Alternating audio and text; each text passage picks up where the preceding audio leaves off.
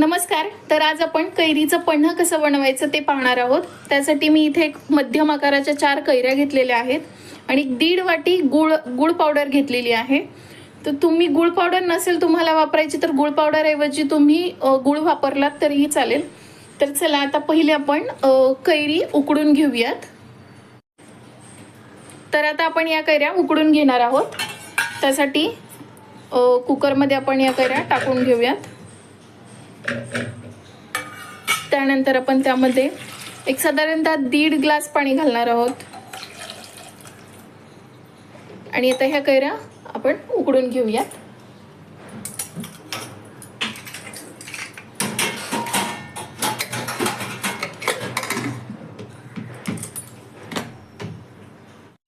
तर आता आपण गॅसवर कुकर ठेवून घेतलेला आहे. त्यानंतर आपण गॅस ऑन करून एक साधारणतः 3 शिट्ट्या काढून घ्यायच्या. 3 शिट्ट्यांमध्ये कैरी व्यवस्थित शिजली जाते. तर आपण कुकरच्या 3 शिट्ट्या काढून घेऊया. तर पाहू शकताय आपली कैरी इथे उकडून रेडी झालेली आहे. तर आता ही गरम आहे, आपण याला थंड करून घेणार आहोत आणि थंड झाल्यानंतर आपण पुढची प्रोसेस करणार आहोत. तर आता आपल्या इथं हे कैरी थंड झालेली आहे. तर आता आपण हे काढून घेऊयात.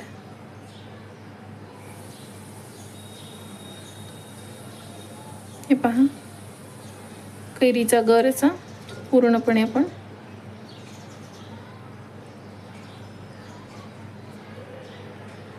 काढून घेणार आहोत.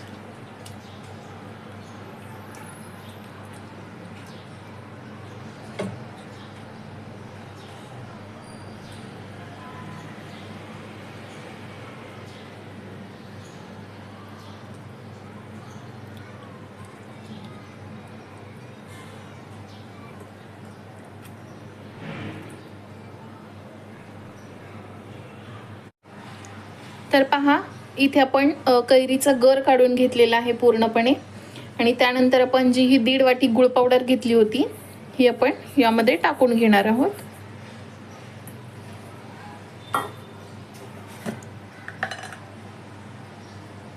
त्यानंतर 1 टीस्पून मीठ. गुळ पावडर तुम्ही कैरीच्या चवीनुसार टाकू शकता. म्हणजे काही वेळा कैरी आंबट निघते तर त्यावेळी तुम्ही गुळ जास्त वाढवला तरी चालेल त्यामध्ये. तर आता आपण हे मिश्रण मिक्स करणार आहोत पूर्ण.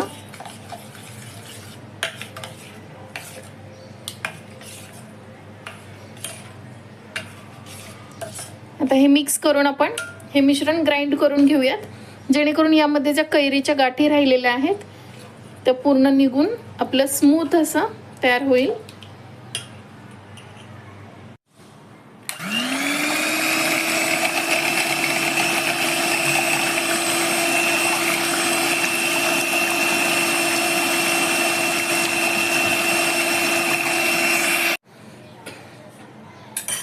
तर आता आपण इथे ग्राइंड करून घेतलेलं आहे. त्यामध्ये आता आपण थंड पाणी घालणार आहोत.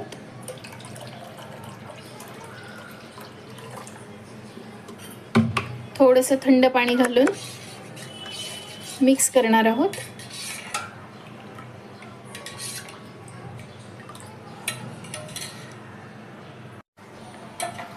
तर पहा, इथे आपलं आता कैरीचं पन्ह रेडी झालेलं आहे. तर आता आपण ते काढून घेऊयात.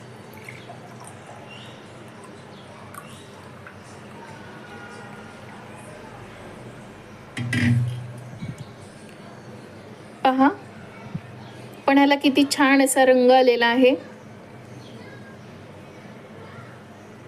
आणि खूप असं टेस्टी लागतं हे पन्ह. तुम्ही असं कैरीचं पन्ह घरी नक्की करून पहा आणि कसं झालं ते मला कमेंट करून नक्की सांगा. व्हिडिओ आवडला असेल तर चॅनलला लाईक, शेअर आणि सबस्क्राईब नक्की करा. थँक्यू.